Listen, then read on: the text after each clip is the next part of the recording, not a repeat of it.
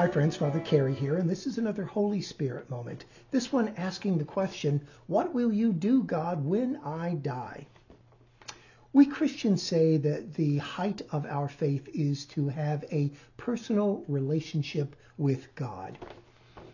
I don't doubt that. But what I do wonder about is whether many of us actually have achieved that kind of a relationship with God. To be in relationship with another means to be interdependent. I depend upon you, you depend upon me. My moods reflect yours, yours reflect mine. We are in a mutually reciprocal bond when we are in relationship with another person. But I worry that our relationship with God is often unilateral, that in point of fact, we do all of the asking and the hoping and sometimes even the demanding. We expect God to be the great fixer in the sky. We look upon God as a genie in the bottle. We almost look upon God as a private possession that we can call upon to do its stuff whenever we need to. And then, as Dietrich Bonhoeffer once said, we put God safely back wherever God should be, out of our way. Whatever else this is, it seems to me, it's not the kind of relationship that we want with God, nor is it the kind of relationship that we often cultivate. When I was a hospital chaplain for a couple of years, as many priests have been at one time or another, I had the opportunity to minister to many people who were at the end of their lives, and that included children. And it often happened that when I was speaking with a child who was dying, that boy or that girl would eventually say to me something like this: I worry about what's going to happen to mommy or daddy when I go to heaven. I worry about what's going to happen to my parents when I die. Those moments always broke my heart, but they also convinced me that those children had cultivated genuine relationships with their parents. They relied upon their parents, obviously enough. They depended upon their parents. They were children. But they also recognized that their parents depended upon them. And they wanted to do everything that they could to not cause their parents pain, to look after their parents. They grieved for the grief that they knew their parents would experience when they died.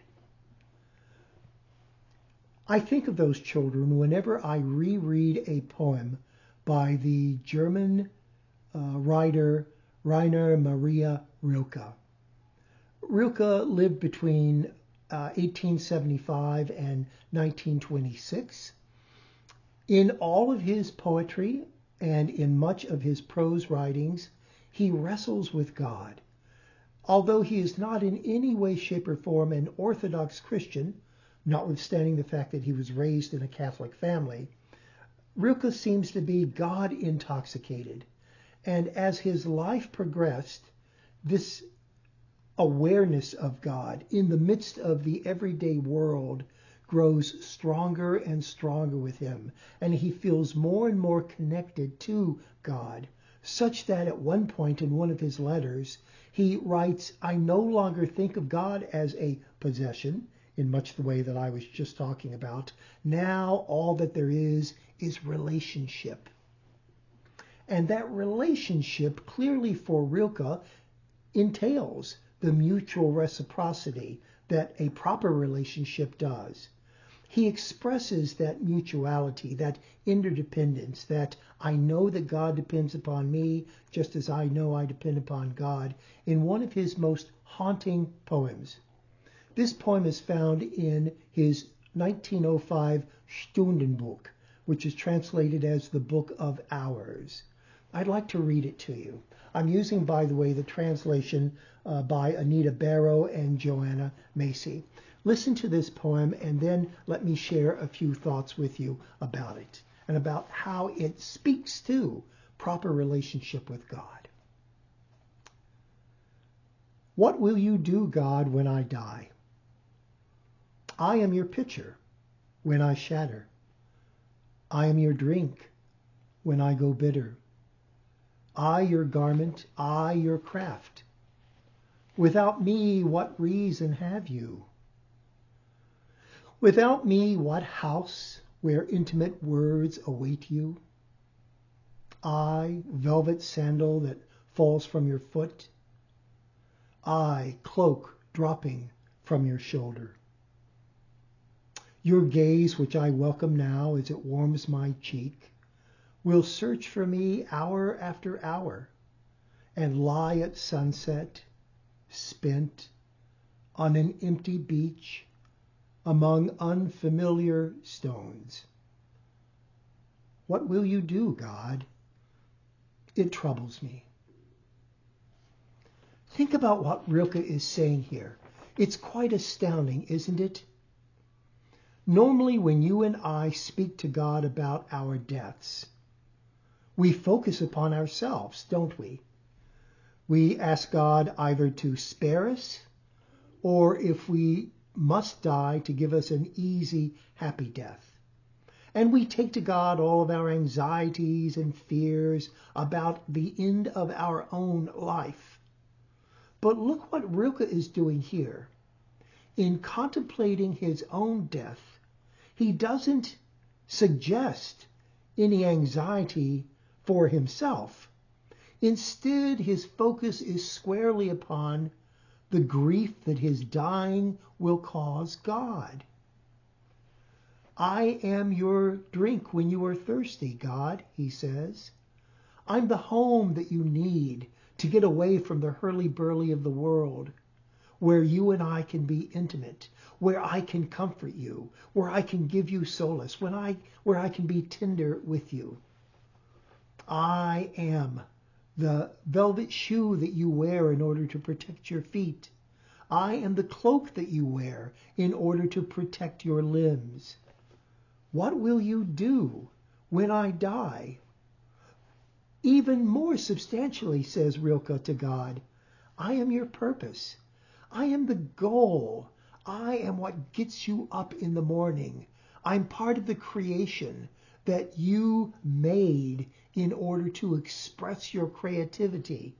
When part of that creation dies, what will happen to you? I'm worried about you, God. I'm worried that when I die, you will be lonely.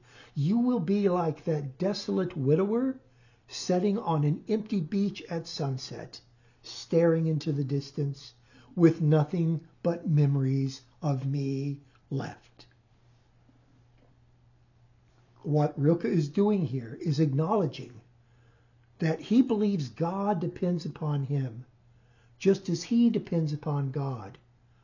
And certainly Rilke has other verses in which his dependence upon God is voiced, but here he wants to direct his attention to God in the way that a lover would direct his or her attention to the beloved, in the way that the child worries about mommy and daddy when the child dies. It's a beautiful expression of loving relationship. It reminds me of what the 13th century mystic Meister Eckhart once famously said: God needs us as much as we need God. We complete God just as God completes us. We are in mutual, reciprocal relationship with one another. At least we ought to be. Now, I know that some people will balk at what Rilke is suggesting in this poem. Many people will say he is anthropomorphizing God, or he's just projecting his own insecurities into the sky. I think there are three objections to Rilke that are standard, and I'd like to briefly mention them and then respond to them. The first is this. I've actually heard this from an evangelical. Listen, we will die, but when we die, we zoom up to heaven and we are with God, and so God will never lose us. God can't be lonely. So what's this all about? Okay, even if we grant that, it is the case that what Rilke is suggesting in this poem is that God longs for us as embodied creatures. God longs for us as the kinds of creatures God made us to be. And when we lose our embodiment through death, something which is precious to God and upon which God depends vanishes. It's as if God now has nothing more than vague memories of us, faded snapshots in an album that, yes, God can pull out and look at every once in a while, but the looking at will only accentuate the absence of our embodied selves. So when we do die, even if we zoom up to heaven and sit at the right hand of God, something remains missing, something that God depended upon, something that was earthly. Second objection to what Rilke is saying goes something like this. Well, we do cultivate a relationship with God in that we look after God's welfare in praise and worship. We give thanks to God, and in doing so, we let God know how much we appreciate God. We honor God whenever we worship God, and that pleases God, just as the burnt sacrifices of our Hebraic ancestors were pleasing to the nostrils of God. Yeah, okay, to a certain extent, I see that objection, but in point of fact, you and I know that we can praise and honor someone without having any kind of a relationship with them. I praise and honor dead authors all the time, but I do not have and cannot have a relationship with them. I praise and honor living dignitaries all the time, but I will never meet them and they will never meet me, and hence I have no reciprocal relationship with them. I have no give and give, take and take, depend and depend kind of mutuality. And so merely praising God and honoring God and thanking God in worship or in prayer is not necessarily the same as having a relationship with God.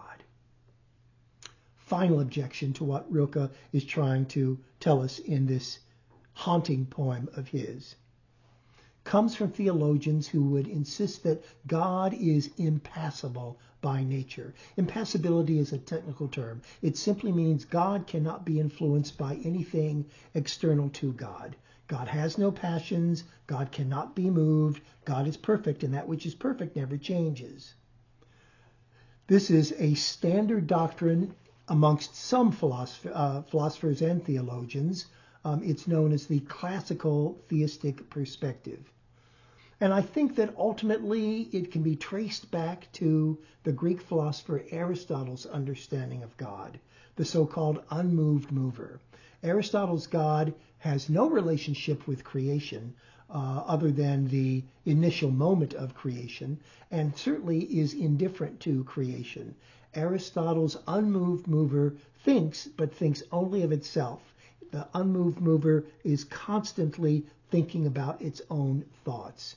And so when we think of the Christian God in that kind of impassible way, it seems pretty hard to square that with the scriptural understanding of God as a deity who indeed does respond to us. In all, then, Rilke's beautiful poem reminds us that if we truly love someone, we're concerned with them, and we do not want to see them grieve. And we recognize that when we die, we will leave them behind and they will grieve. And that ought to disturb us. Similarly, Rilke wants to argue the same thing can be said about our relationship with God if we have a genuine relationship with God. Rilke says that the thought of his death, grieving God, troubles him. The German there is Ich bin bange. And what that literally translates as is, I am anxious, I am frightened. I am frightened for your welfare, God, when I leave you. That's a beautiful, beautiful sentiment, and one, my friends, I would invite you to think about and pray on. I'm Father Kerry, and this has been another Holy Spirit moment. Thank you so much for watching. I will paste a copy of Rilke's poem in the comments to this video. Take care. See you soon. Bye-bye.